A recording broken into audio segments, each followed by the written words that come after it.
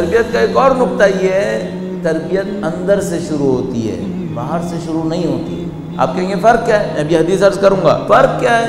अगर तरबियत बाहर से शुरू हो ना तो मुमकिन है कोई कहे मेरे हाथ में नहीं है, मैं कैसे करूँ? मसलन मुझसे कोई कहे भाई अपनी औलाद की तरबियत करो। अच्छा, औलाद की तरबियत करो, भाई मेरी औलाद मेरी नहीं सुन रही, मैं क्या करूँ? मौला फरमाते हैं कि तुम 3 चीज़ों को अपने अंदर सही कर लो, खुदा तुम्हारी 3 चीज़ों को सही कर लेगा। तुम अपने अंदर 3 चीज़ों को सही करो, खुदा तुम्हारे लिए 3 चीज़ों को सही कर देगा। बस इमाम ने जो नुस्खा दिया है वो 3 पहलू पर है, 3 पार्ट्स हैं इसके।